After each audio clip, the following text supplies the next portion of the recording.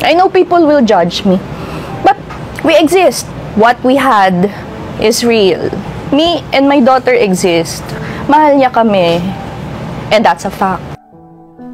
Viral ngayon sa social media ang paglantad ng di umano'y anak sa labas ng namayapang sikat na rapper sa bansa na si Francis Magalona. Sa YouTube channel na Pinoy Pawn Stars ay kinilabutan sila sa hindi nila inaasahang customer nung araw na yun dahil nagpakilala itong dati siyang karelasyon noon ni Francis M. At kasama din ito ang di umano'y anak nila ng rapper na ayon sa kanya ay si Francis M. pa mismo di umano ang nagbigay ng pangalan. Dala rin ito ang isang jersey kasabay ang isang love letter ni Francis M. para sa kanya na may perma pa nito. Ayon sa nakasulat sa love letter, Abigail Han, I love you so much. Kwento ni Abigail, ibinigay daw sa kanya ni Francis M. ang jersey upang palagi raw siyang maalala nito kahit wala siya. Hindi kasi lingid sa marami na may sariling pamilya na noon si Francis M. Kaya naman madalas lamang umano siyang bisitahin ito sa Cavite pagkatapos ng trabaho nito sa Itbulaga. Sa nasabing show din di umano sila nagkakilala ni Francis M. dahil madalas daw siyang manood noon sa mismong studio ng Itbulaga.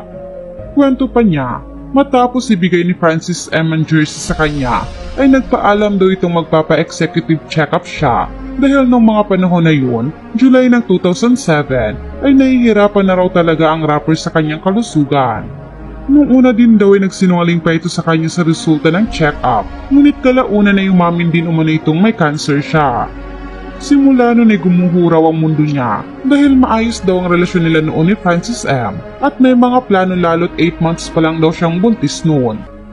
Ang pinakamahirap din umano para sa kanya ay hindi siya pwedeng lumantad ng mga panahon na yun dahil ayaw niyang makadagdag pa sa problema ni Francis M. Ngunit siguro daw ngayong 15 taon na ang nakakalipas ay maaari na nilang masabi na nag-e-exist siya at ang kanilang anak. Mga pahayag nito, for 15 years, nanahimik ako I didn't say anything about me and my daughter. Siguro naman ito na lang yung karapatan na pwede kong magawa para sa kanya. Kasi hindi naman ako nagsalita I know people will judge me. But we exist. What we had is real. Me and my daughter exist. Mahal niya kami and that's a fact. Samantala, marami naman ang nakapansin na kahawig nga raw ni Francis M. ang itinuturong anak nila at nakuha rin di umano nito ang talentong meron ng rapper. Narito ang ilan sa mga komento ng mga netizens tungkol dito.